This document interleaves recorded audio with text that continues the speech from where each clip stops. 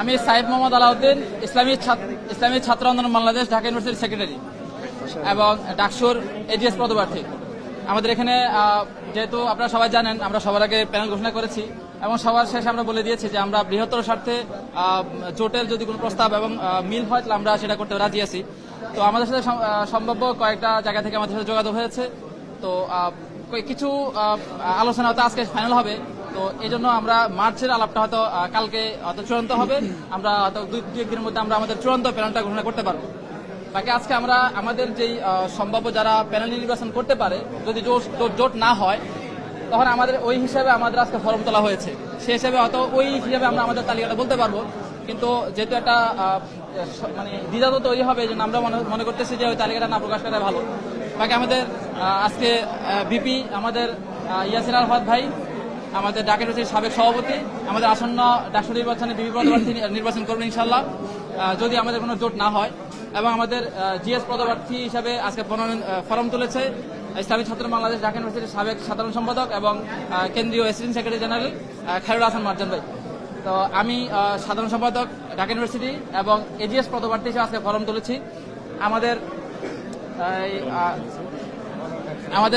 এখানে আমাদের ঢাকা ইউনিভার্সিটির সভাপতি আছেন, কেন্দ্রীয় সহসভাপতি মুনতাসির আহমদ ভাই আছেন, আমাদের কেন্দ্রীয় assistant secretary general Imran Hossain Noor আছেন। তো এখন সংক্ষিপ্ত ব্রিফ করবেন আমাদের ডাকসু জিএস পদপ্রার্থী খায়রুল হাসান মারজান ভাই।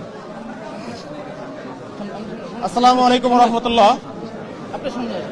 আমি খায়রুল হাসান মারজান, ইসলামী ছাত্র আন্দোলন বাংলাদেশের সেন্ট্রাল এজিএস এবং ঢাকা বিশ্ববিদ্যালয়ের আন্তর্জাতিক সম্পর্ক বিভাগের শিক্ষার্থী এবং ডাকসু নির্বাচনে আমাদের প্যানেল থেকে আমি সাধারণ সম্পাদকের জন্য আজকে মনোনয়ন ফরম তুলেছি। আলহামদুলিল্লাহ, পরিবেশ খুবই ভালো, সবাই ফরম নিচ্ছে। আমরা আমাদের পূর্ণাঙ্গ প্যানেলের জন্য ফরম নিয়েছি এবং সার্বিক স্বার্থে, শিক্ষার্থীদের স্বার্থে যদি কোনো কোয়ালিশন কিংবা আরো কিছু করা যায় সেটা নিয়ে আমরা ভাবছি।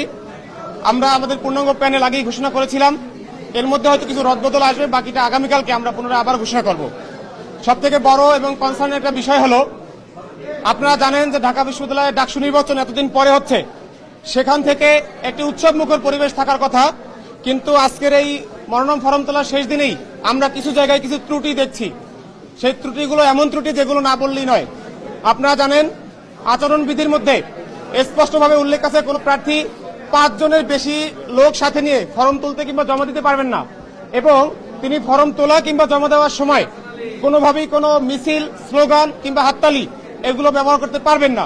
কিন্তু আমরা সেখানে আজকে দেখতে পেয়েছি ছাত্র দলের একজন প্রার্থী, তিনি নিজে এসেছেন, তার দলের লোক নিয়ে এসেছেন,